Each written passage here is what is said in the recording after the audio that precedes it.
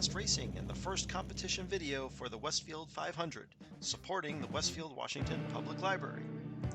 This is a mail-in tournament, and I'm happy to say we had 36 entries, resulting in $180 in donations for the library.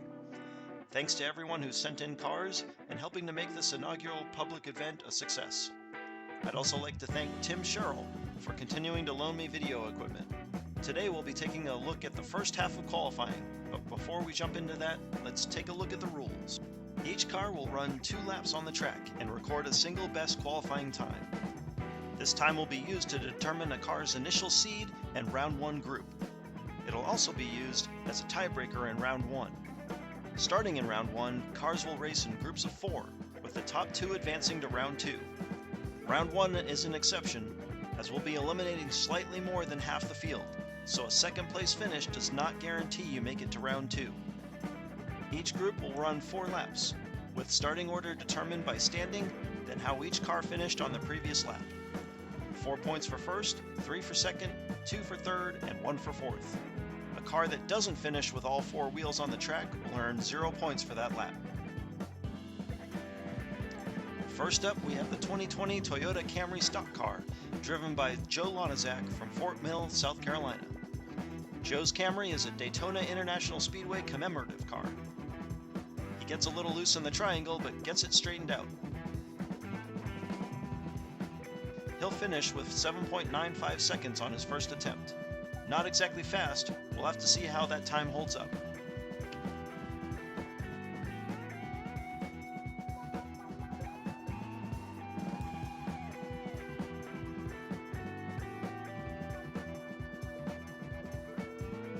He's slow on the final straight, and his second lap is nearly a full second slower. Joe sets the initial time to beat at just under 8 seconds. Next up, we have Fred Duesenberg from Sherrill Sport Automotive, driving the 1931 Duesenberg Model J. A little sideways on the second straight.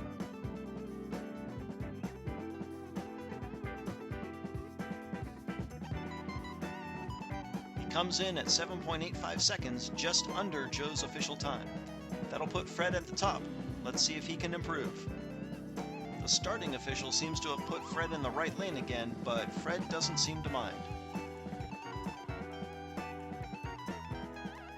He's a tad faster on that lap and will take over the top with 7.61 seconds. Next we have Nathan Desaulniers of Indiana Diecast Racing. He's driving the 1997 Corvette. This car is actually a Maesto brand. He looks pretty quick so far.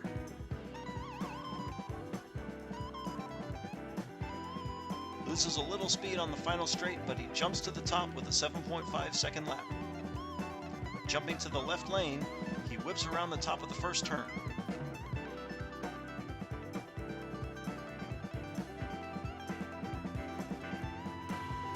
Again, he slows on the final straight, and 7.61 seconds will be slower than his first lap. Nathan's at the top, and it's starting to look like Joe's initial time may have been on the slow side. The fourth car today is a Porsche 911 GT3, driven by Jenny Vinny, another member of Sherrill Sport Automotive. That purple makes her car look really fast. Let's see what she can do. She nearly loses it going into the triangle, but gets it worked out. And she'll bring in a 7.82 second time on her first lap. Only third fastest so far. The cameraman thinks he's being clever with this view.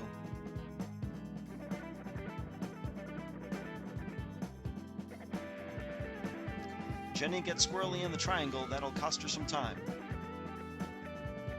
Ouch, that second lap was super slow, 8.88 seconds. Her first lap will put Jenny just ahead of Joe in the standings. Back-to-back Porsches, and the green one is a 911 GT2 driven by George Stackert.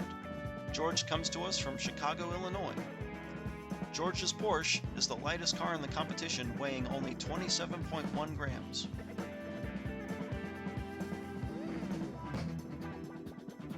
.02 for his first lap. That'll put him at the bottom for now.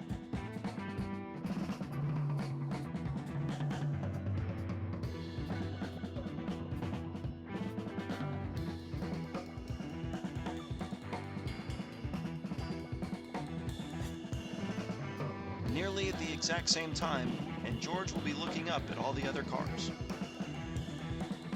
Next up, we have Harper Hamilton in the Drift King. We have high expectations for Harper, as her car finished in the top 4 in the Cub Scout Pack 129 head-to-head tournament a couple months ago. Fast on the final straight, and Harper clocks in at 7.06 seconds, nearly a half second faster than every other car so far. She resets in the left lane to try to improve her time. Pretty smooth so far. This looks like another good lap.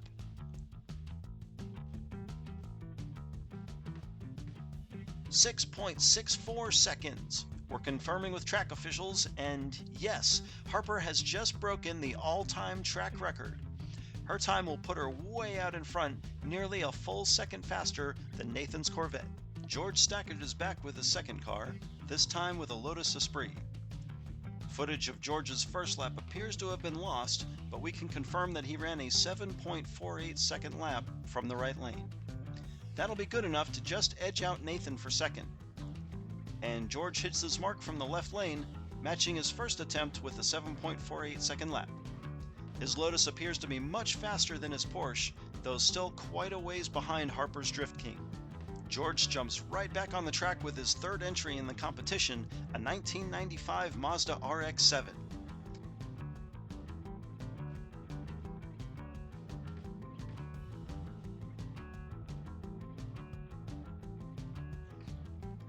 A little wobble in the triangle. 8.08 seconds for his first attempt. That'll be the slowest qualifying time so far if he doesn't improve.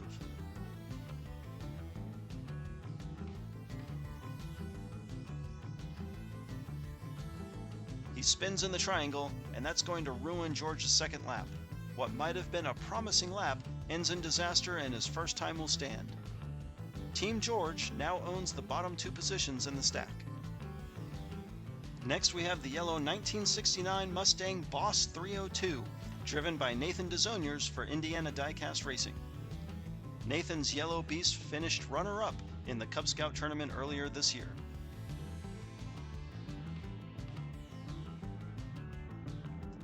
And he'll take 6.87 seconds on his first lap. That'll put him runner-up to Harper's time. His second lap now, and he gets sideways. And we have our first DNF. Nathan will take his first lap time, however, putting him solidly in the number 2 position. Mean Joe Greene from Buffalo Motorsports takes the track in his tuned 1969 Chevelle.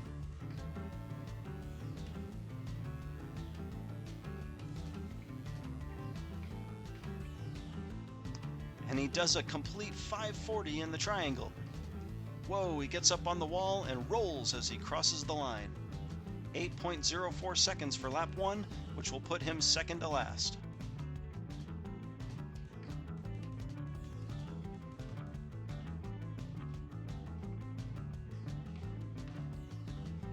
He stays smooth on lap 2 and improves to 7.41, which will be good enough to jump up to third place.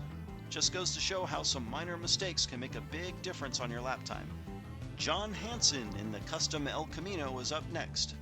If you've been following our other tournament, the IDR Open, this is the same model that previously held the track record, but is in fact a different car. John will be hoping his has the same speed. He can only manage an 8.25 on lap 1, putting him at the back of the pack.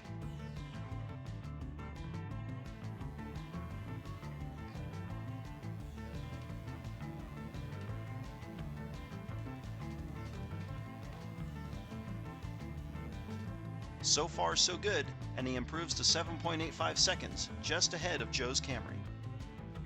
Now we have Rocco Brogan in the Tour Speedo. This is a really unique looking car. He seems to be hugging the track walls and really having a hard time keeping it straight.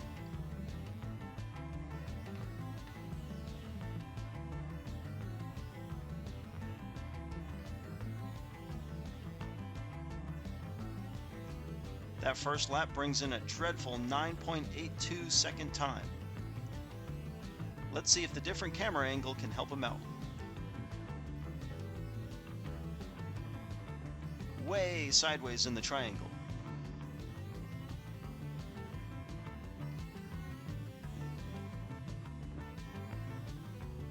That drift in the triangle really slowed him down, and Rocco will take over the bottom from George. Next on the track is Dale Earnhardt from Go Fast Motorsports. He's driving the Phantom Racer. That kind of makes sense when you think about it.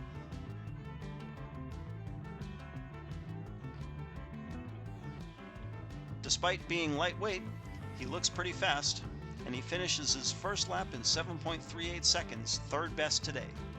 That time will be tough to improve upon. And he's sideways in the second straight. Dale comes to a stop in turn 2, and that'll be our second DNF of the day. 2 of the top 3 cars have now DNF'd on one of their laps. George is back again, this time with a Lamborghini Diablo.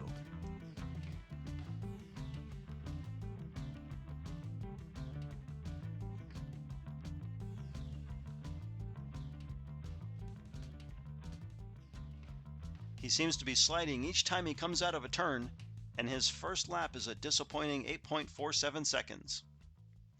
The right lane is typically faster on this track, so he'll have to push really hard to improve here.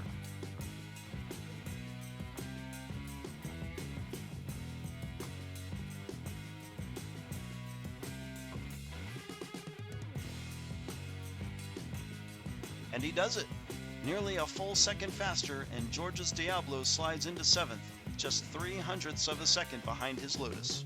Next up is a Porsche 917 LH, nicknamed Shorty and driven by Josh Paufler from Rust Belt Racing. Be sure to check out Josh's YouTube channel. Shorty slides on the final straight and comes in at 7.57 seconds. That'll be good enough for 8th right now. Josh is graciously donating his vehicles to the library after the competition.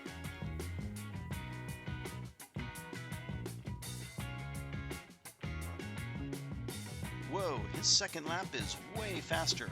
7.19 seconds will vault him all the way up to 3rd place. John Hanson is back on the track in a Hypertruck. The Hypertruck is a color changer and rumored to have axles that run a little faster than typical Hot Wheels. Looking good through Diagon Alley. Nice and smooth through the second half, and he brings in a 7.69 second lap. Competition is starting to get tough, as that's only good enough for 10th place right now. Not bad for the first truck to run though.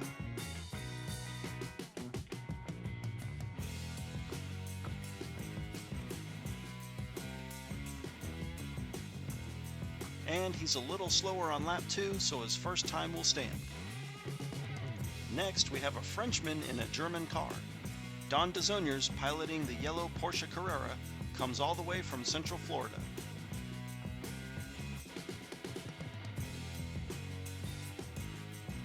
He's really all over the place, and he spins on the final straight. That's going to kill his lap time, putting him at 8.42 seconds. He'll try again from the left lane.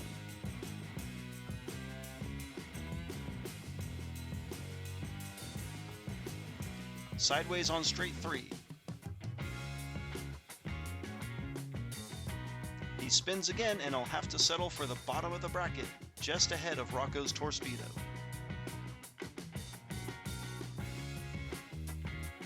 Our next driver is Daniel Johnson from Silverback Racing. Daniel was unable to get his car to Indiana, so he's driving an IDR-owned vehicle, the Donatello RR Roadster. This purple machine is from the Ninja Turtles line. He clocks in at 7.67 seconds on lap 1, good for 10th.